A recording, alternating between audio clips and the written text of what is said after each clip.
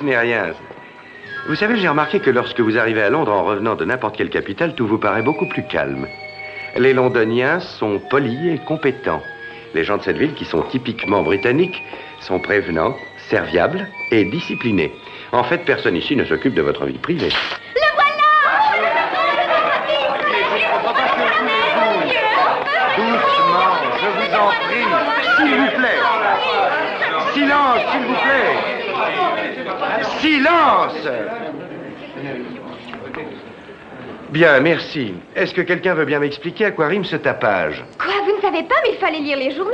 Écoutez, Byron Austerlitz, l'éminent producteur de cinéma, projette de faire un film racontant la vraie histoire de la vie du célèbre Simon Templar.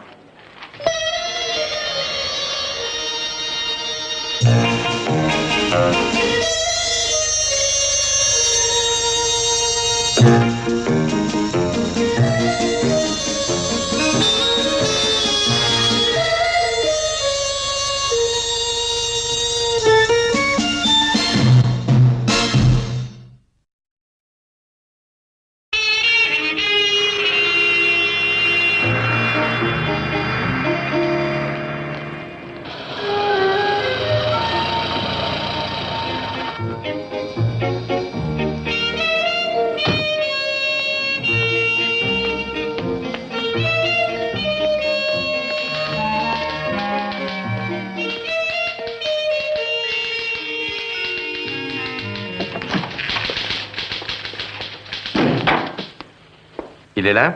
Monsieur Austerlitz est en conférence. Est-ce que vous avez rendez-vous? Je n'en ai pas besoin. C'est vous qui vous occupez de cette affaire? Je sais, Byron, mais nous sommes mal engagés. Austerlitz? Le voilà. Monsieur Templar, je suis vraiment heureux de vous voir arriver. Je ne pense pas que ce soit réciproque. Ah oui, vous parlez peut-être de la réception à votre arrivée. Exactement. Voici Monsieur David Brown, c'est mon avocat. Oh, vous devez souvent l'appeler. Et Monsieur Brown? Enchanté. Ça m'étonnerait que vous le soyez longtemps. Asseyez-vous, voyons, asseyez-vous.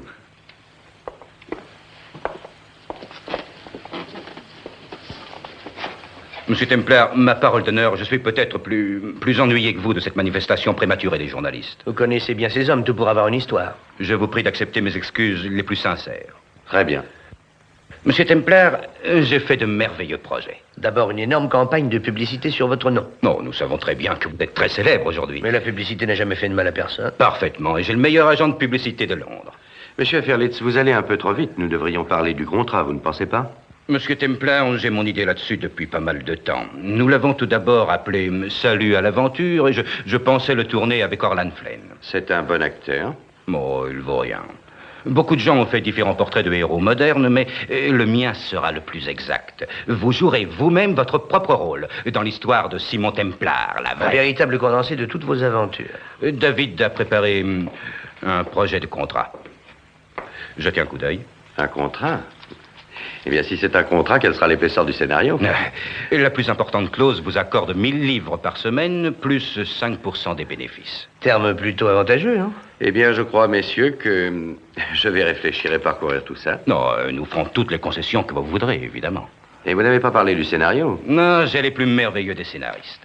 Vic Lazaroff et Bob Kendricks. Ils ont fait un premier brouillon cette semaine. Je présume que j'aurai un droit de regard sur le scénario. Oh, mais évidemment. Peggy, voici Monsieur Simon Templar, ma secrétaire, Mademoiselle Varden. Bonjour. Mademoiselle? Occupez-vous de lui et emmenez-le voir, Vic et Bob. Entendu. Revenez quand vous leur aurez parlé, j'ai quelque chose de prévu pour ce Ne soir. vous en faites pas, ce film fera sûrement date. Et de belles recettes. À tout à l'heure. Byron, il faut que je vous prévienne, je ne crois pas que ça marchera. Ça marche toujours. Le genre de Templar est courant, il est un but de sa personne.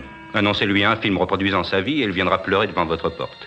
Il est probable que vous n'y arriveriez pas autrement. Qu'en savez-vous, il me trouve charmant. Alors, félicitations. Et à ce propos, que vouliez-vous dire par « nous ferons toutes les concessions que vous demanderez » Vous savez exactement ce que je veux dire. Nous ne ferons absolument rien. Mais Templar ne s'en apercevra pas.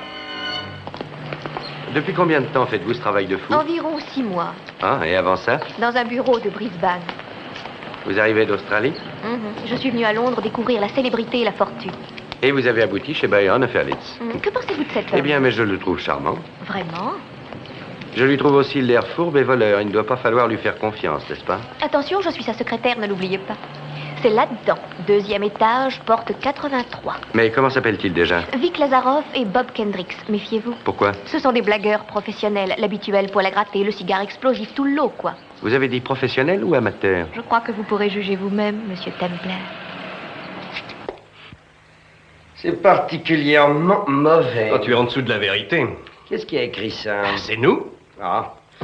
Bob, y a pas un moyen de sortir de ce guépier? On est sous contrat, rappelle-toi, Euferlis nous tient vraiment corps et âme. On pourrait s'introduire chez lui et couper tous ses pantalons à la hauteur du genou. Ou déchirer les cols de ses chemises. Là voilà. En personne. Mais il n'a pas de mitraillette. Ni d'auréole. Je visitais la ménagerie de ce cirque. Je suppose que j'ai finalement abouti dans la pièce réservée aux grands singes.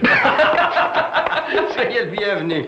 Je suis Vic Lazaroff. Monsieur Lazaroff. Mon ami ici présent, Bob Kent. Bonjour. Bob, très heureux. Où en est mon épopée? L'histoire de votre vie? On a des problèmes. À cause de... Surtout de Euferlitz. À propos, est-ce que c'est son vrai nom? Il n'est plus à un nom près.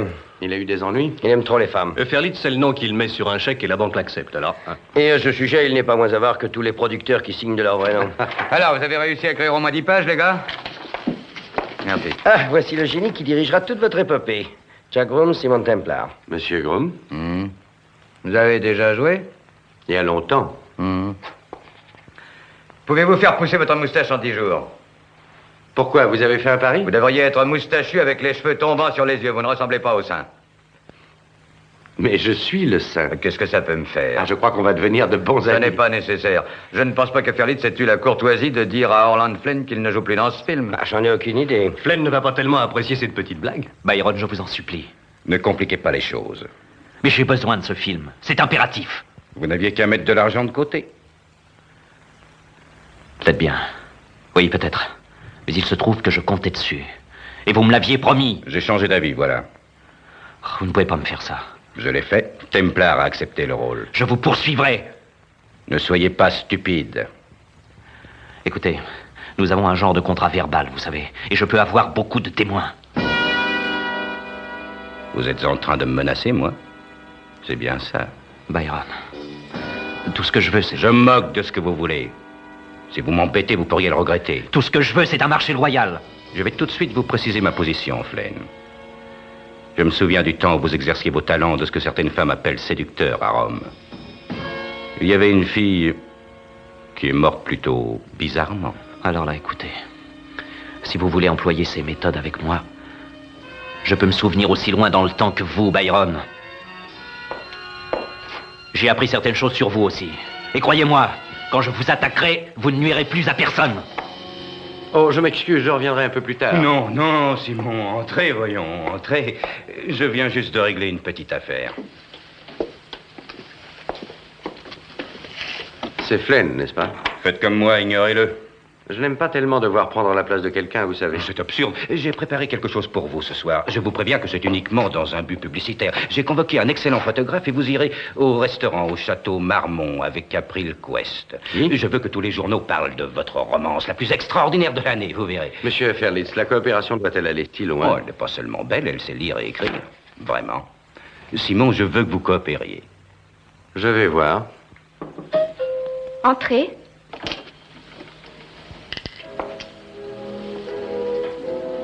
Bonjour, Monsieur Templar. Ah. Bonjour. Je croyais que je ne pourrais être prête. Le studio m'a envoyé 4 robes et il m'a fallu choisir, évidemment. Vous ne vous êtes pas trompé. Voulez-vous prendre un verre? Oh, laissez-moi faire. Martini? Oui, mais très sec. Bien sûr. Drôle de façon de faire connaissance. Je ne sais pas. Qu'est-ce que vous avez appris sur moi? Eh bien, voyons, vous vous appelez April Quest. Oh, mon certificat de naissance indique Agnès Quist. Quoi d'autre? Vous avez été élevé près d'Édimbourg. Votre père était un grand propriétaire. Oh, et vous jouiez de la cornemuse avant même de savoir marcher. Non. Oh, je suis bien née en Écosse, d'accord. Mais mon père n'était pas du tout propriétaire. Sinon, il ne serait pas écossais. Bon, avant de diriger nos éminentes personnes vers le château Marmont, parlez-moi un peu de vous. Très bien. À nous.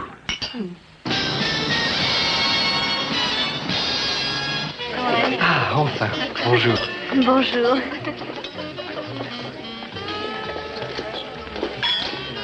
Merci, Georges. À votre service, monsieur Flynn. Vous savez ce que Ferlitz a dit de moi? Il a dit que j'étais mou. Mais c'est ridicule, monsieur Flynn, vous êtes excellent. Je suis fini, mon vieux Georges, fini. Oui. Dites pas ça. Les hommes comme Ferlitz emploient n'importe quel moyen pour arriver. C'est un métier pourri, voilà ce que c'est. Georges, aidez-moi, il faut que je détruise ce type. Bien sûr, monsieur Flynn. Excusez-moi. Bonsoir, monsieur, que désirez-vous prendre? Bonsoir, je crois que ce sera 2 martinis. Mademoiselle Quest? Merci bien. Bayron nous prépare toutes sortes de petites surprises. Ah, exemple? Oh, Simon, voici de l'imprévu. Eh bien, notre charmant petit oiseau me semble en excellente forme ce soir. Attention, mon chéri, le charmant petit oiseau peut te crever un œil. Vous n'avez pas encore tout vu, monsieur Templar. Attendez qu'elle vous sorte le grand jeu, vous verrez. Ça suffit, Flynn.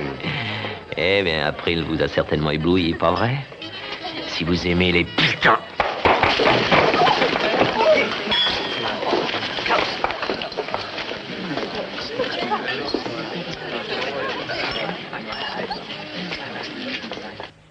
Et comme l'ancien contrat est maintenant périmé, il va nous falloir discuter de nouvelles clauses, point.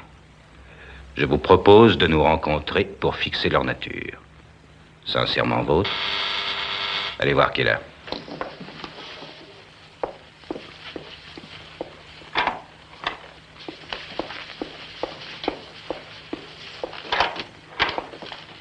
Bonjour, Peggy. Bonjour, monsieur Groom. Comment est-il? Peggy, quelle va être sa réaction, à votre avis, si je... Non, aucune importance. Mais qu'est-ce qu'il y a? Ah, rien. Mais Ah, Byron, je suis désolé de vous interrompre, j'aimerais vous parler. On a terminé. Peggy, vous taperez toutes ces choses demain dans la matinée. Je ne serai pas au studio avant 11 heures. bien, monsieur. Et merci d'être venu ce soir. Prenez un taxi aux frais de la compagnie. Merci. Bonne nuit. Bonsoir, Peggy. Bonne nuit. Bien, quel est votre problème, Jacques? Ah, je viens juste de passer la soirée avec le président des productions Liberty. Ce vieux Sid Mayo, comment va-t-il? Oh, très bien. Ils m'ont demandé de faire un film avec eux. Il y a un budget d'1 million de livres. Le plus grand film qu'ils ont produit. Mais vous avez un contrat avec moi. Oui, je sais, mais j'ai pensé que peut-être que vous me permettriez de le racheter. Fixez-moi un prix raisonnable. Jacques, je n'aime pas faire obstacle à la carrière d'un ami, mais je ne peux rien faire sans vous. C'est ridicule, Byron, et vous le savez bien. Vous êtes trop modeste. Byron, c'est sûrement la plus grande chance de ma vie, voyons. Vous avez dit ça quand je vous ai offert votre actuel contrat il y a à peine 2 ans. Ben oui, je le sais, mais les choses ont changé. Les contrats, non. Je ne peux quand même pas lui refuser. J'ai bien peur que vous y soyez obligé. Mais voyons, il représente tout pour moi. Je suis vraiment désolé. Byron, est-ce que vous arrivez à dormir? Pourquoi n'y arriverais-je pas? Je pensais pourtant que votre conscience vous tiendrait éveillé. Pas du tout. Étonnant. Vous vous servez de tout le monde, Ferlitz. Et quand ils ne vous sont plus utiles, vous les écartez de votre chemin. Prenez Orland Flynn, c'est un bon exemple. Est-ce que vous réalisez ce que vous avez fait de lui? C'est un homme fini. Il est idiot. Mais c'est un homme. Il vous a fait gagner de l'argent en travaillant beaucoup. Orland Flynn est maintenant une ancienne vedette dont je n'ai plus besoin. Ça ne vous fait rien de savoir qu'il n'y a pas une seule personne dans cette compagnie qui ne vous haïsse pas? Non, absolument. Il ne faut jamais mêler travail et sentiment. Pour l'instant, je suis trop occupé pour épiloguer là-dessus. Vous avez signé un contrat avec moi qui vous a d'ailleurs rendu service à l'époque. Maintenant, vous êtes inquiet parce que l'herbe vous semble plus verte dans un autre champ. Eh bien, c'est dommage. Byron, je vous en prie. Pour la dernière fois, laissez-moi racheter mon contrat. En un mot, non. Je pensais bien qu'il n'y aurait pas d'arrangement à l'amiable. J'espérais pourtant ne pas en arriver à faire ça. Faire quoi?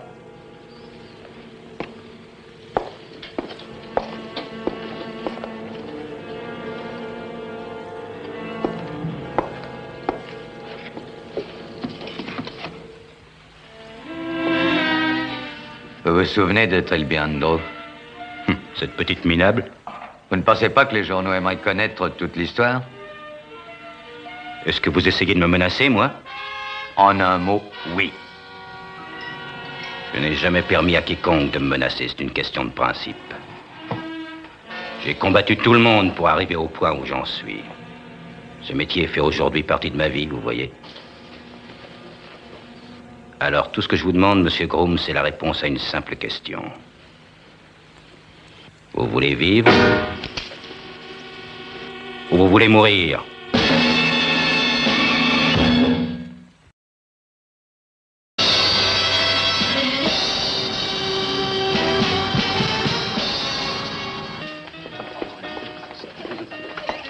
Monsieur Templar, un message pour vous. Ah, merci. Un jeune garçon vient juste de l'apporter. Merci. Qu'est-ce que c'est? Byron Austerlitz veut me voir tout de suite. Mais il est plus de 10 heures. Il dit que c'est urgent.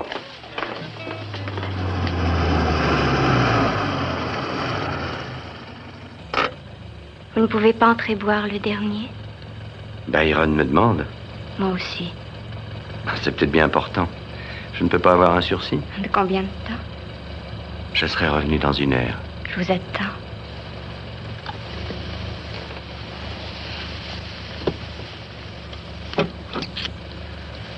La porte est ouverte. Faites attention.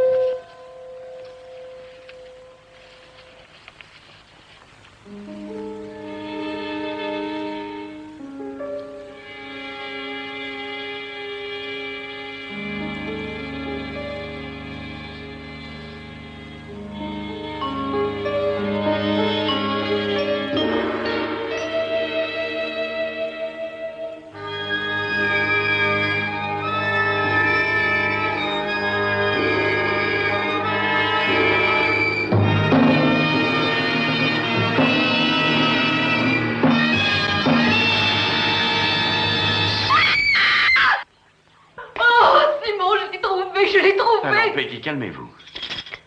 Allez, asseyez-vous. Racontez-moi ce qui s'est passé. Quand je vous ai entendu arriver, j'ai cru que c'était celui qui avait fait ça qui revenait. Commencez par le début. Il m'a demandé de venir travailler ce soir. Je suis arrivée vers environ 7h30. Il n'est pas mort depuis 7h30. Non, je suis partie à 9h. Quand Jacques Groom est arrivé. Groom est venu ce soir? Byron m'a offert le taxi pour rentrer chez moi. Mais une fois arrivé, j'ai réalisé que j'avais oublié mon carnet dans ce bureau. Il est encore là? Oui.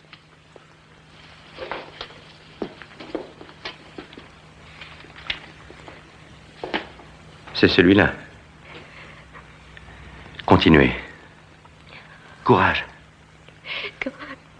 Quand je suis entrée, la porte était ouverte. Et puis je l'ai aperçu là. Quelle heure était-il? Et à l'instant, quand j'ai entendu le bruit de votre voiture. Oh, Simon, j'ai tellement peur. Vous avez touché à quelque chose? Non. À un moment, j'ai cru que j'allais m'évanouir. Chut.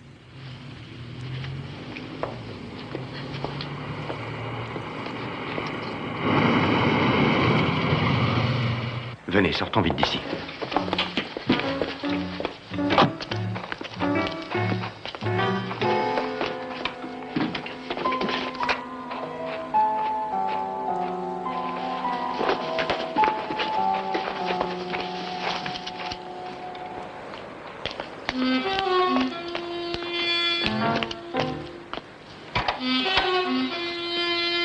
Y a personne là-dedans?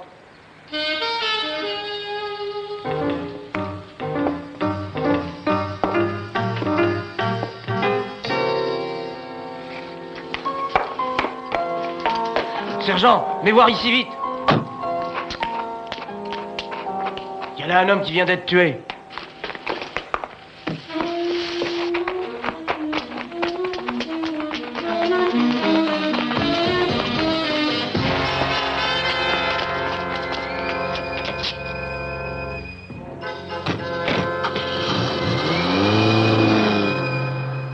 Eh bien, ça a été de justesse.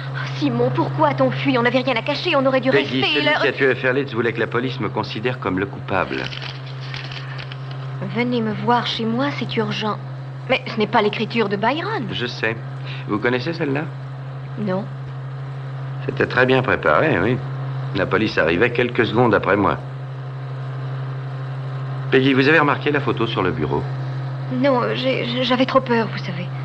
C'était signé Trilby quelque chose, ça ne vous rappelle rien? Non.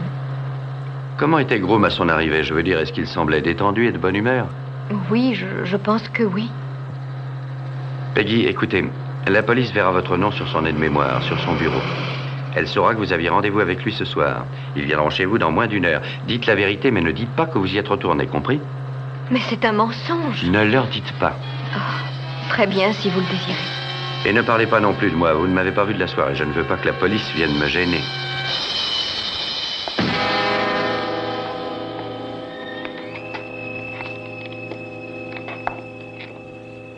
La balle a traversé entièrement la boîte crânienne et est sortie juste sous la tempe, inspecteur. L'adresse? À quelle heure, à votre avis? Je pencherai pour entre 10 et 11 heures. Merci. Inspecteur, la fille s'appelle Peggy Warden. C'est sa secrétaire. J'ai trouvé l'adresse. Burns. Monsieur? Allez la chercher, je vais l'interroger. Bien, monsieur. Alors, on s'est finalement décidé à la battre. Merci. On ne peut pas dire que vous soyez bouleversé. Bouleversé? Ah non, c'est la meilleure nouvelle depuis des années. Vous le haissiez tellement? Comme des milliers de gens le haïssaient. Pourquoi? Eh bien, il était brutal. Il était vexant avec tout le monde. Y compris avec vous. Écoutez, Simon, je ne veux pas parler de Byron ce soir. April, est-ce que vous avez entendu parler d'une fille qui s'appellerait Trilby quelque chose? Trilby Andrew? Vous la connaissez? Non, je l'ai vue une ou deux fois, c'est tout. C'est une actrice de petit rôle. Je ne l'ai pas vue par ici depuis des mois. Pourquoi? J'ai vu sa photo sur le bureau de Ferlitz. Non, je ne la connais pas. À part ce monsieur Groom, est-ce que monsieur Ferlitz a vu quelqu'un d'autre pendant que vous étiez là? Non. Pas de coup de téléphone? Non. Oh, mais il a téléphoné au Château Marmont. Pour dire quoi? Il voulait arranger quelque chose avec un photographe. Pourquoi? Vous avez dû lire dans les revues spécialisées que monsieur Ferlitz allait faire un film retraçant la vie de monsieur Simon Templar. Ah oui.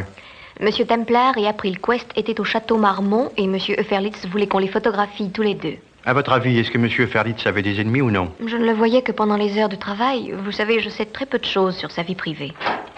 Voilà monsieur Groom, monsieur. Ce sera tout, mademoiselle Warden. Un de mes hommes va vous reconduire chez vous. Merci. Peggy, qu'est-ce que ça veut dire? Je vais vous répondre, monsieur Groom. Je m'appelle Thiel, inspecteur-chef Thiel. Je veux vous poser quelques questions. À quel propos? Byron Ferlitz. Il est mort. Jacques Groom aurait-il pu écrire ça? Non, il n'avait pas de motif. Et on peut éliminer Kendricks et Vic Lazaroff. Ils n'avaient aucun intérêt. Donc, qu'est-ce qui nous reste? Qui est-ce qui haïssait suffisamment Ferlitz pour l'assassiner et qui me haïssait suffisamment pour me faire passer pour coupable?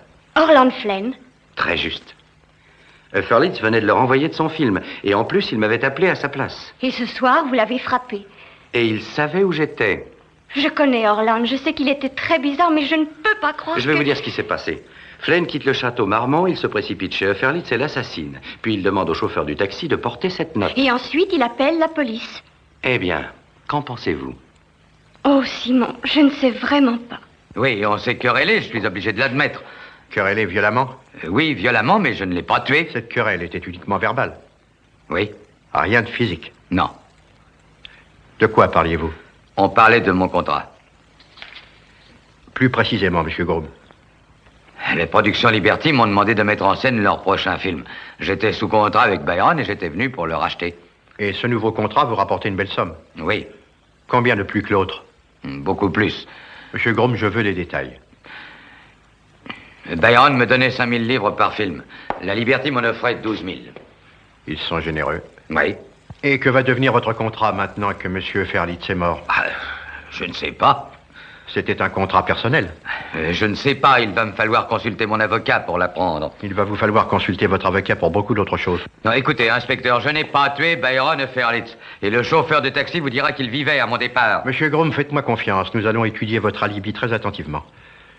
Mais j'ai peur que nous soyons obligés de vous garder pendant la durée de l'enquête. Mais si vous trouvez ce chauffeur, vous verrez que je n'ai pas menti. Oh, nous le trouverons, ne vous inquiétez pas. Non, écoutez, inspecteur, presque tout le monde haïssait Byron Ferlitz.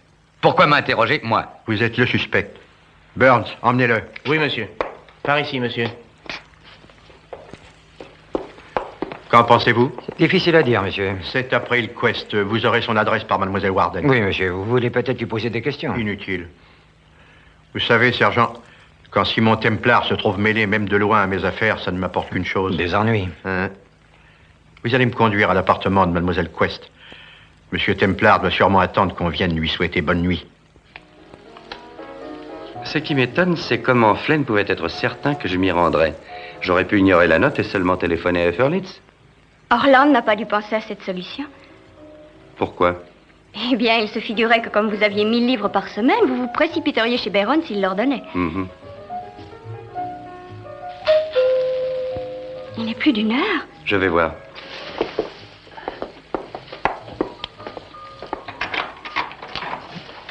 Ah, le fin limier de Scotland Yard. Bonsoir, Templar. Claude. Oh, April, puis-je vous présenter un vieil ami à moi, inspecteur Claude Eustache-Thiel de Scotland Yard, April Quest. Enchanté. Bonjour.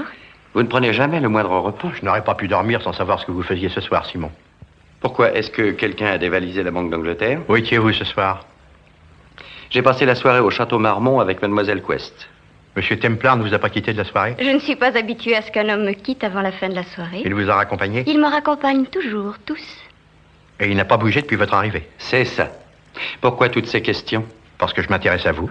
Je suis profondément touché. J'en suis sûr. Bien, je vais me coucher.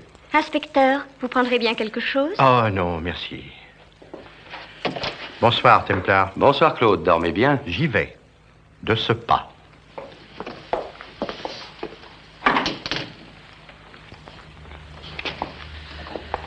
Je me suis bien débrouillée, n'est-ce pas? Oh, vous avez été excellente. En tout cas, pour une fois, on peut dire que ce brave Claude a eu du nez. Bon. De quoi étions-nous en train de parler? April Quest. Il est ridicule ce nom, pas vrai? Vous l'avez cru, monsieur? Sergent, je ne crois jamais tout ce qui concerne Simon Templar, tant que je ne l'ai pas vérifié au moins 3 fois. Et malgré ça, je suis prêt à tout moment à changer d'avis. Avant de rentrer, je crois qu'on devrait aller faire un rapide tour au Château Marmont. Bien, monsieur. Bonsoir, monsieur. Bonsoir.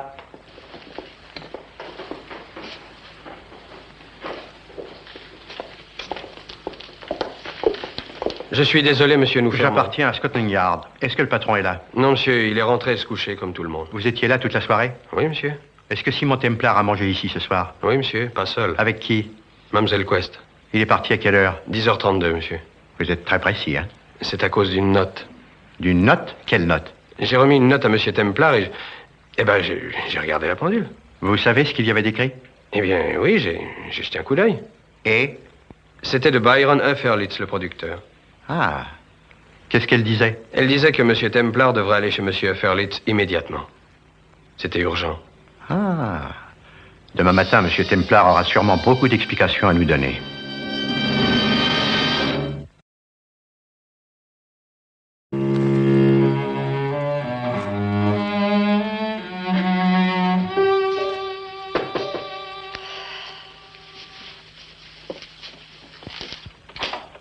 Bonjour, Peggy. Bonjour, Simon. Comment allez-vous? Oh, ça va, mais je n'ai pas très bien dormi. Asseyez-vous. Il ne vous a pas trop fait souffrir? Pas trop, non. Il a plutôt été gentil. J'ai fait ce que vous m'avez demandé. Je n'ai pas parlé de vous et je n'ai pas dit que j'étais retournée voir Byron. Parfait. Simon, je n'aime pas ça. Dès qu'on commence à mentir à la police, tout peut arriver. Supposons que l'inspecteur Thiel me demande... Peggy, du calme. Ah, très bien. Oh, pendant que j'y pense, David Brown a appelé. Qui? Ah, l'avocat? Oui, il veut que toutes les personnes qui avaient passé un contrat personnel avec Byron se présentent à son bureau à 3h cet après-midi. Tous les suspects sous le même toit. Excepté un. La police a arrêté Jacques Groom. Ce n'est pas lui, Simon. Il n'aurait pas pu. Et vous êtes certain que c'est l'homme que vous avez conduit chez Monsieur Ferlitz hier soir? Ah oui, absolument, monsieur. Vous pouvez vous rappeler l'heure? Oui, environ 9h moins 5. Il vous a dit d'attendre? C'est vrai, et je l'ai fait. Combien de temps? Oh, à peu près 20 minutes. Ensuite? Eh bien, cet homme est sorti avec l'homme qui se trouve à la morgue en ce moment. Ferlitz? Oui, c'est ça. Ils discutaient, ils parlaient fort. Et l'autre monsieur a dit à monsieur Groom d'aller au diable et qu'il continuerait à travailler pour lui. Vous avez bien vu ces deux hommes, vous en êtes sûr? Ah oui. Et ensuite? Eh bien, monsieur Groom m'a demandé de le conduire rue du Quai à Kensington. Très bien, Black, merci. Vous pouvez disposer. Alors, au plaisir, inspecteur. Merci infiniment, monsieur. Oh, mais je vous en prie, monsieur, à votre service. Groom, je m'excuse de vous avoir créé des ennuis. Vous êtes satisfait maintenant que mon alibi a été vérifié? Ah oui. Vous êtes libre, vous pouvez partir. Merci.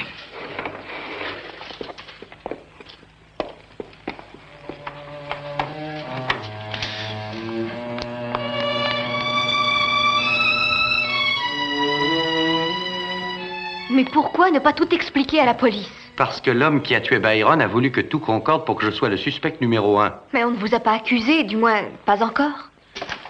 Eh bien, toutes mes félicitations, Templar. Oui, on savait que vous le feriez. Oh, Vic, C'est voyons. le meilleur moyen de quitter un producteur. Vous êtes les deux prochains sur la liste. Peggy, vous n'avez pas l'air d'apprécier. C'est de si mauvais goût. Peut-être bien, mais Byron Ferlitz était un être répugnant. N'attendez pas que je verse le moindre pleur. Il vient, vieux? Oui, je viens. Oh, ils sont impossibles. Mais Je sincère. commence à être fatiguée de leur humour macabre à tout bout de champ. Nous sommes prêts, monsieur Templar. Voulez-vous venir aussi, mademoiselle Warden? Nous pourrions avoir besoin de vous.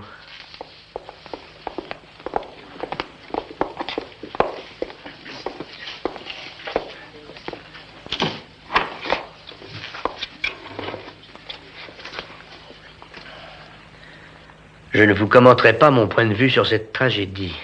Vous êtes tous anxieux de savoir ce que la mort de Byron vous apporte. Cela va être très vite réglé. Vos contrats avec Byron étaient tous personnels. Théoriquement, vous devriez être maintenant lié avec ses héritiers. Qu'est-ce qui hérite d'April? C'est tout ce qui m'intéresse. Monsieur Lazarov, vous pouvez nous dispenser de votre humour. Désolé. Monsieur Ferlitz n'a pas d'héritier. Par conséquent, légalement, vous êtes libre. Je vous le confirmerai dès que le testament de Byron sera validé. Vos salaires vous seront versés en comprenant la journée d'hier. C'est la date où toutes les obligations que vous deviez remplir envers Byron ont pris fin. La seule difficulté concerne Monsieur Templar. Qui n'est ni d'un côté ni de l'autre. Vous et Byron veniez juste de signer un contrat. En tant qu'exécuteur testamentaire, je vous offre 1000 livres, le salaire d'une semaine, pour solde de tout compte. Est-ce que ça vous convient? Mais parfaitement, oui. Très bien. Il va falloir environ une semaine avant de régler vos comptes, mais je vais m'en occuper le plus vite possible. Je crois que c'est tout. À moins qu'il y ait des questions. J'ai une question. Oui, monsieur Templar? Qui sait quelque chose sur Trilby Andrew? Ne mêlez pas le nom de Trilby à ça. Elle a assez souffert.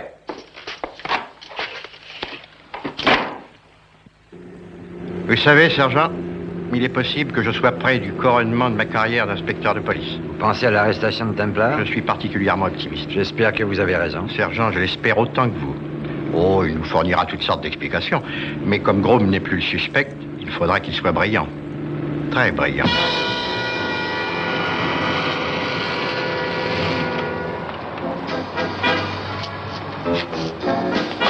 Je ne comprends pas. Pourquoi est-ce que personne ne veut me parler de Trilby Andrew? Je ne sais pas. Elle est la clé de tout ce mystère. Pourquoi ça? Eh bien, je ne peux l'affirmer, mais il y a un rapport. Pourquoi y avait-il sa photographie sur le bureau de Byron quand on l'a tué? Pourquoi Jacques Groom part-il en tempêtant quand je mentionne son nom? Oh, Claude, comment allez-vous? Je dois dire que je n'ai jamais été aussi bien de ma vie. Je suis content pour vous. Quel est le motif de cette joie? Il est plus que probable que vous soyez formellement accusé d'avoir tué M. Byron Ferlitz. Ah, eh bien, ou vous plaisantez ou on vous a prié de trouver n'importe qui. Vous avez reçu un mot de Ferlitz l'autre nuit. C'est vrai? Oui, c'est vrai. On vous l'a remis au château Marmont à exactement 10h32. Il vous disait de venir le voir tout de suite. Dites-moi, Claude, vous avez énormément travaillé, hein? À 10h40, Ferlitz appelait mon poste de police. Il disait qu'il avait vu quelqu'un rôder autour de sa maison. La police est arrivée... Vous avez dit que Ferlitz avait appelé? Oui. C'est vous qui avez répondu? Bien sûr que non. Alors comment pouvez-vous être sûr que c'était Ferlitz? On a pu se faire passer pour Byron Ferlitz. Ne compliquez pas cette affaire, voulez-vous? Vous avez été chez lui. Oui, Claude, j'y suis allé. Alors pourquoi ne pas l'avouer? Inspecteur, monsieur Templar Voici n'a le rien à billet. voir. Venez me voir tout de suite, c'est urgent, Byron. Alors naturellement, j'y suis allé. Quand avez-vous écrit ça? Je savais que vous me le demanderiez. Je suis arrivé chez Ferlitz et je l'ai trouvé assassiné. Quand la police est arrivée, j'ai compris que j'avais été joué. C'est la vérité. Comment le savez-vous? Elle a confiance en moi. Eh bien, moi, non. Naturellement. Si vous n'aviez rien à cacher, pourquoi mentir? Et pourquoi dire que vous étiez avec April Quest toute la soirée? Vous ne m'auriez pas davantage cru hier soir que maintenant. De plus, j'avais besoin de temps pour réfléchir. Et alors? Pourquoi n'allez-vous pas voir Orland Flynn? Il a menacé Ferlitz dans son bureau hier matin. Il me hait parce qu'il pensait que je lui avais pris sa place dans le prochain film. Il me haïssait assez pour tuer Ferlitz, et il était assez vicieux pour essayer de me le faire endosser. Ah oui? Arrêtez-moi et le tueur restera en liberté. Simon, vous ne croyez pas que... Claude, donnez-moi 24 heures et je vous amènerai le meurtrier sur un plateau. Vous avez jusqu'à minuit. Simon, vous auriez dû me laisser lui parler. Peggy, quand j'aurai besoin de votre aide, je vous appellerai. Bien. Faites-moi confiance, voulez-vous? Je n'ai pas beaucoup le choix. Mais ne soyez pas aussi désespéré, voyons. Où allez-vous? Parlez à Jacques Groom. Je viendrai vous chercher vers 7 heures, entendu?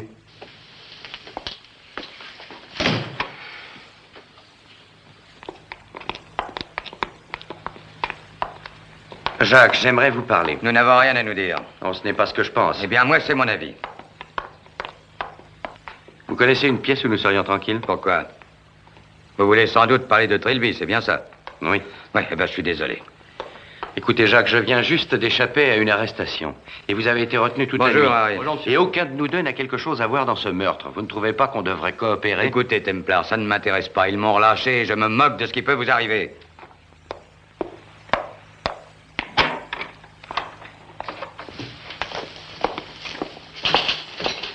Jacques, qu'est-ce que vous essayez de fuir? Mais rien. Voyons. C'est Trilby Andrew? Oui. Qui est-ce? Elle n'est plus de ce monde. Elle est morte. Oh. Elle avait tout, vous voyez. Beauté, talent, enfin tout. Et vous deviez l'aimer, pas vrai? Nous allions nous marier. Et alors? Je l'ai présenté à Byron. Ensuite? Il est arrivé ce qui arrive toujours. Une belle débutante rencontre un célèbre producteur, il lui promet monts et merveilles, et avant que je le sache... Il l'a éloigné de vous, c'est bien ça? Et moi, j'étais très jaloux. On s'est querellé. Elle a refusé de me parler, et même de me revoir. Et puis, une nuit, elle a pris 4 tubes de somnifères. Pourquoi? Ouais, qui sait? Solitude, amertume, les habituelles raisons, je suppose. Je ne peux malheureusement pas le savoir. Je l'avais offerte à cette Ferlitz, et il l'avait détruite. Est-ce que vous avez parlé d'elle avec Byron? Ah oui, hier soir. Et? Il l'a appelée petite minable. Et puis il s'est mis à rire. Il trouvait ça très drôle. Et maintenant, il est mort? Oui. Le crime ne paie pas, c'est connu.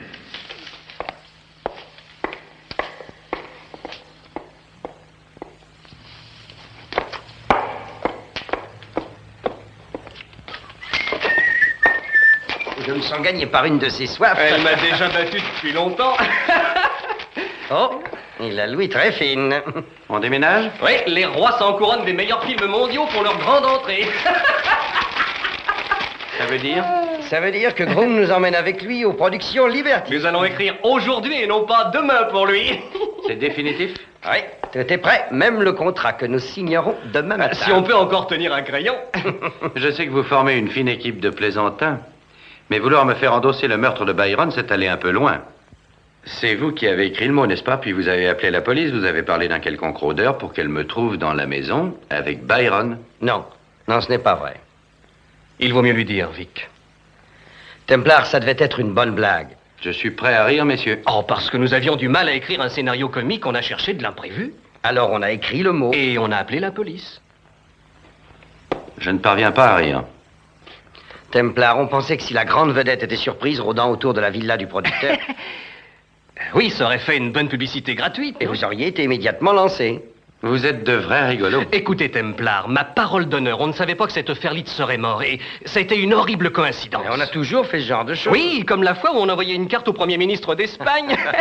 Oui, elle disait, chérie, je t'aime toujours, Boula. Ah, on imaginait la tête du Premier ministre essayant d'expliquer à sa chère femme.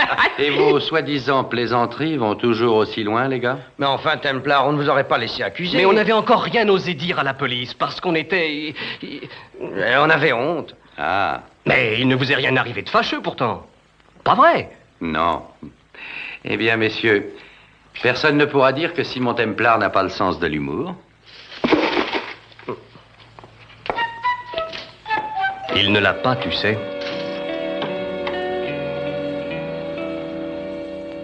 Mais Ferlitz venait juste d'offrir à Templar 1000 livres par semaine. Pourquoi aurait-il voulu abattre la poule aux œufs d'or? Mais ça n'a vraiment aucun sens.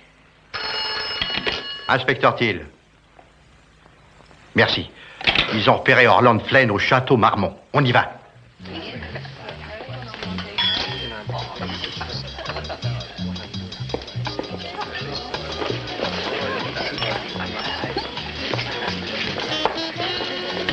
Bonsoir, monsieur Templar. Bonsoir, Georges. Que prendrez-vous? Whisky soda, s'il vous plaît. Mettez-en 2. Oui, monsieur?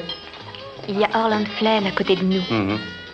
Excusez-moi un moment. Ah, Simon, ne vous battez pas avec lui, s'il vous plaît. Je n'ai l'intention de me battre avec personne. On peut discuter? Tiens, le célèbre Simon Templar. Flynn, j'aimerais Vous vous allez dire... devenir une grande vedette. Votre nom va bientôt briller. Non, plus maintenant, je crois. Ça vous arrange? Vous avez pris mon rôle. Depuis que le film ne sera pas tourné, je crois que ça n'a plus aucune importance. Hein? Si, ça a de l'importance. Vous m'avez joué un très vilain tour. Flynn, je crois qu'il faut que nous mettions quelque chose au point. Vous étiez renvoyé bien avant que Byron discute quoi que ce soit avec moi, et vous le savez bien. Ouais, je crois que c'est vrai. Écoutez, je voudrais m'excuser pour l'autre soir. Je ne voulais pas insulter cette pauvre April. Ce n'est rien. Alors sans rancune? Non. On se la serre? Vous êtes très chic. Merci. Maintenant, vous voulez bien me dire ce que vous savez de Trilby Andrew? Trilby? C'était une gentille fille. Très jolie, d'ailleurs. La reine de la compagnie. Elle est vraiment très jolie. Je l'ai connue en Australie pendant le tournage d'un film. Je l'ai même sorti plusieurs fois à Londres et Flynn, je voudrais vous poser quelques questions. Tiens, Claude, ça me fait plaisir de vous voir. J'ai obtenu quelques éclaircissements. Je parlais à Monsieur Flynn, pas à vous. Oh, voici l'inspecteur Thiel. Et je sais me présenter tout seul, merci. Thiel de Scotland Yard, qu'est-ce qu'il y a? J'ai quelques questions à vous poser sur le meurtre de Byron Ferlitz. Garçon! Claude, si vous voulez bien Vous m'écouter... occupez-vous de vos affaires. Oui, monsieur? Je suis l'inspecteur Thiel. Où pourrais-je parler à cet homme en particulier? Eh bien, dans le bureau du directeur, par ici. Allez. Attendez, allez! Et ne vous mêlez pas de ça, Templar.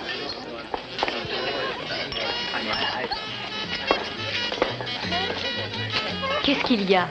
Notre ami Claude Eustache est sur le point de faire une fois encore une de ses célèbres erreurs. Et vous avez menacé Ferlitz. Oui, mais je ne l'ai pas tué. tué. Et vous haïssiez Templar suffisamment pour essayer de le faire passer pour le meurtrier. Ce n'est pas Est-ce que vrai. Ferlitz vous a chassé? Oui, mais et engagé Templar à votre Oui, place? mais... Est-ce que Templar vous a frappé hier Oui, soir? mais je l'avais mérité. Mais vous avez cherché une revanche, n'est-ce pas? Alors vous avez tué Ferlitz, puis envoyé ce mot à Templar pour qu'il soit accusé du meurtre. Mais qu'est-ce qu'il y a? Vous essayez de me faire passer pour coupable. Monsieur Flynn, je dois vous emmener au quartier général. Ah non, pas du tout!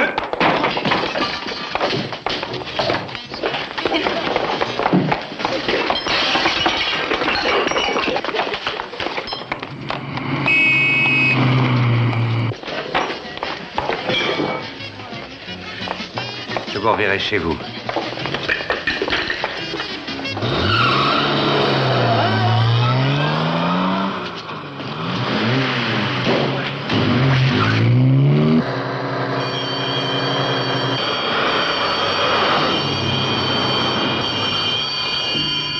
Claude, vous avez tort. Ça m'étonnerait. Flynn n'a pas tué Ferlitz. Alors pourquoi s'enfuit-il?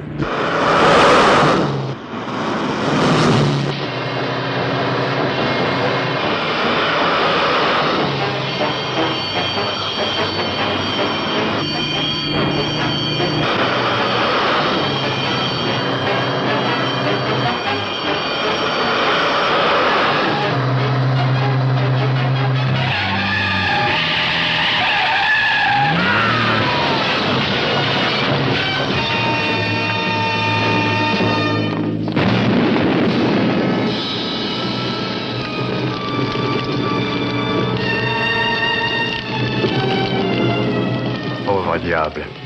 Oui, Claude. Eh bien, ceci clôt définitivement notre affaire de meurtre. Toutes mes félicitations, Claude. Encore un succès à votre actif. Et Et la police est donc persuadée qu'Alan Flynn a tué Ferlitz. Oui. Ah, eh bien, je suis contente que ce soit fini. Mais ce n'est pas fini, n'est-ce pas, Peggy? Vous l'avez tué. Le mobile, c'est Trilby Andrew. Andrew et Warden. C'est l'anagramme du même mot. J'ai failli ne pas le remarquer. Mais il y a eu la photographie sur le bureau de Byron. Son visage me semblait familier, il fallait donc que je la connaisse. Puis j'ai compris qu'elle ressemblait à quelqu'un. Elle vous ressemblait. Qui était-ce, Peggy? Ma sœur. Comment avez-vous trouvé? La ressemblance avec la photographie. Puis je me suis rappelé que Flynn m'avait dit qu'il avait vu Trilby pendant le tournage d'un film en Australie. Vous m'aviez dit arriver d'Australie. Vous me racontez la suite? Trilby était ma sœur cadette. Elle était merveilleusement belle et elle a fait la connaissance de Flynn pendant le tournage en Australie. Elle a été emballée par le cinéma. Elle a décidé de venir à Londres. Elle a économisé et elle est vraiment partie. Elle m'écrivait régulièrement, mais les lettres ont cessé d'arriver. Elle était morte. Je ne pouvais pas le croire. J'ai pris l'avion pour venir voir ce qui s'était passé et pourquoi ma sœur était morte. J'ai pu obtenir un petit travail chez Byron et Ferlitz. Et j'ai découvert qu'il était le responsable. De quoi? Elle allait avoir un enfant. Son enfant. Je suis désolé. Et hier soir? Je suis partie, puis je suis revenue. J'ai prétendu que je l'aimais. Je lui ai servi quelques verres. Il m'a dit que mon visage lui rappelait une femme. Alors je lui ai demandé si ce n'était pas la fille sur la photo. Je l'ai fait parler de ma petite sœur. Il a absolument tout admis et il s'est mis à rire. J'ai aperçu l'arme dans le tiroir de son bureau. Alors je l'ai tuée. Et maintenant? Je ne sais pas. Peggy, la police croit qu'elle a le meurtrier. Orland Flynn. Et il est mort, donc l'affaire est classée. Vous êtes d'accord?